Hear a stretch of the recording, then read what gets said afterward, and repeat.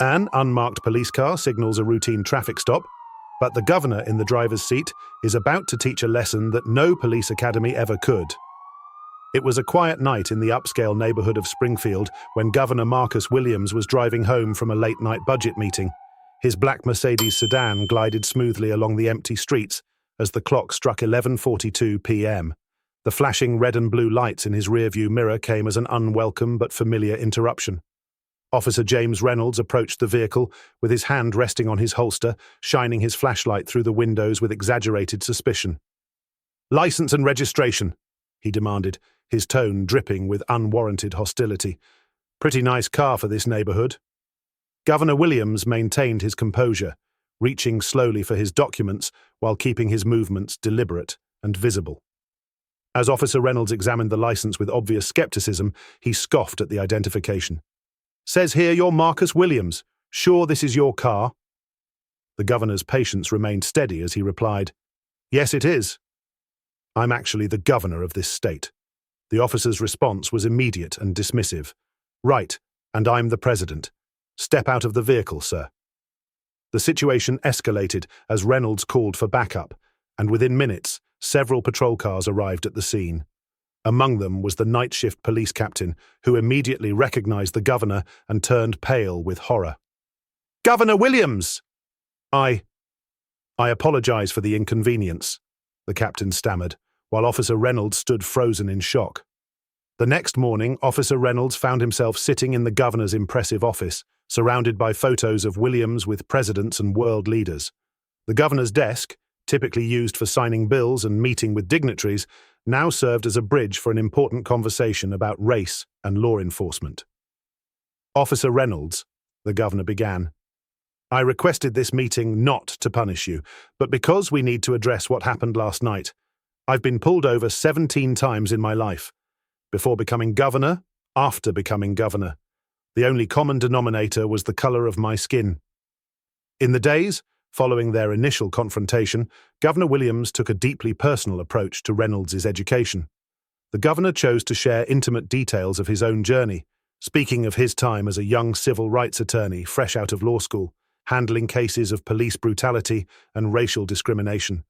He recounted countless testimonies from broken families, traumatized children, and communities living in fear of those sworn to protect them. Williams spoke of his own experiences as a father, teaching his son how to behave during traffic stops, hands visible, movements slow, voice steady, despite fear. He described the weight of having the talk with his children about racial profiling, a conversation that white parents rarely needed to have. The governor's voice carried no anger, only a profound sadness mixed with determination to create change. The turning point came when Williams invited Reynolds to attend a community forum where citizens shared their experiences with law enforcement. Reynolds listened as respected professionals, doctors, lawyers, business owners, recounted similar stories of being pulled over without cause, questioned aggressively, or treated with automatic suspicion. A local pastor spoke about being handcuffed in front of his children during a routine traffic stop, and a retired veteran described being forced to lie face down on the pavement while his car was searched without cause. During these sessions, Reynolds began to see patterns he had previously dismissed.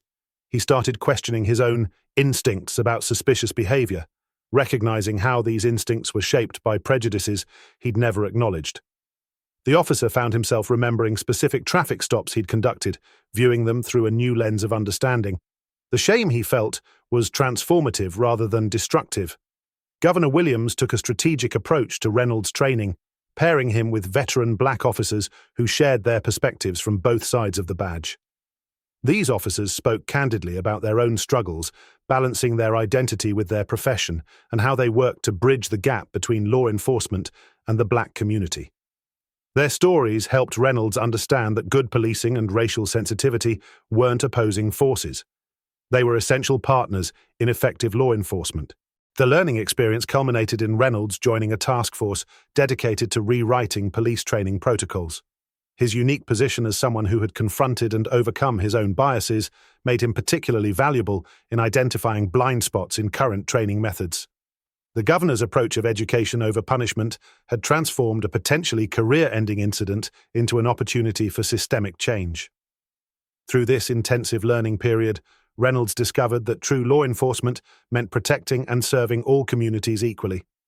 He learned that his badge carried not just authority, but responsibility. Responsibility to see beyond preconceptions and treat every citizen with the dignity they deserved. What began as a humbling lesson became a mission to help other officers avoid the mistakes he had made and to build bridges between law enforcement and the communities they served. The governor's method proved that transformation was possible when accountability met opportunity for growth. Reynolds' journey from confrontation to understanding became a powerful testament to the possibility of change, demonstrating that even deeply ingrained biases could be overcome through education, exposure, and honest dialogue.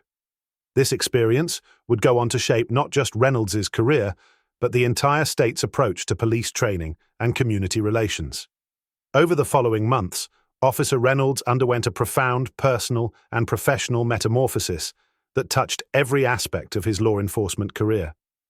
His transformation began with small steps, attending community meetings, where he initially sat quietly in the back, listening to stories that challenged everything he thought he knew about policing. At first, he would leave these meetings with a churning stomach, as each testimony forced him to confront his own past actions. The breakthrough came during a particularly moving session at a local black church, where a teenager spoke about his dreams of becoming a police officer, despite his fear of the profession. Reynolds found himself approaching the young man afterward, and their conversation lasted hours. This connection sparked something in Reynolds, a realization that his position could be used to mentor rather than intimidate.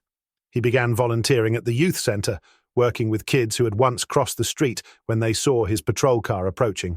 His transformation extended into the police department itself.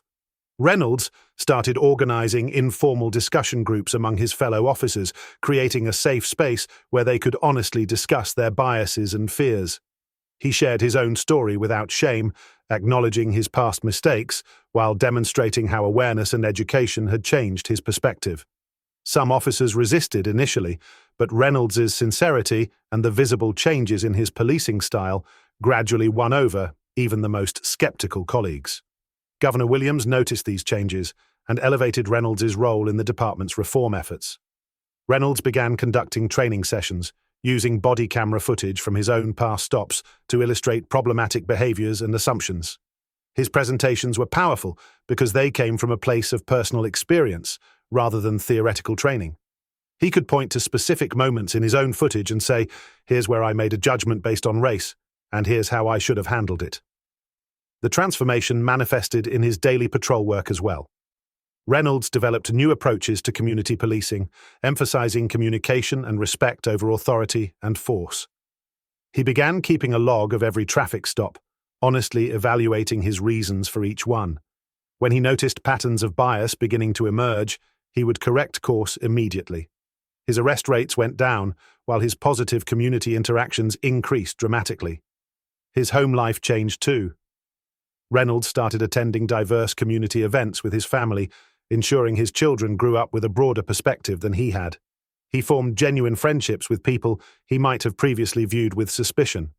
These personal connections deepened his commitment to change and provided him with valuable insights into the communities he served. Perhaps the most significant aspect of Reynolds' transformation was his emergence as a vocal advocate for police reform. He began speaking at police academies across the state, sharing his journey from biased officer to community bridge builder.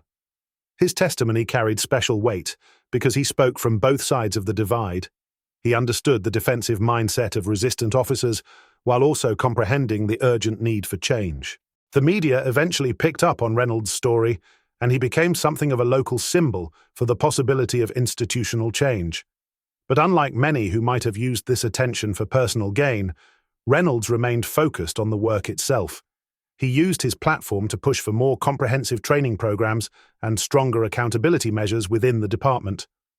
By the end of the year, Reynolds had helped develop a new training curriculum that became mandatory for all officers in the state. The program emphasized cultural competency, implicit bias recognition, and community engagement skills. It included real-world scenarios, and required officers to spend time in the communities they served, building relationships before they ever had to enforce laws. The transformation of Officer Reynolds became a case study in how individual change could spark institutional reform. His journey demonstrated that with the right combination of accountability, education, and opportunity for growth, even deeply ingrained biases could be overcome. More importantly, it showed that true law enforcement reform had to come from within, from officers willing to confront their own prejudices and commit to genuine change. 1 year later, Governor Williams stood at the podium during a press conference announcing the success of the new police training program. Behind him stood Officer Reynolds, now promoted to training coordinator for community relations. The program had become a model for other states, and reported incidents of racial profiling had decreased significantly. As Reynolds addressed the media, he spoke with genuine conviction. The badge isn't about power, it's about service, and you can't serve a community you don't understand or respect. Governor Williams smiled, knowing that sometimes the most powerful lessons come from our most uncomfortable moments. Their story became a testament to how confronting bias with dignity and wisdom could lead to lasting change.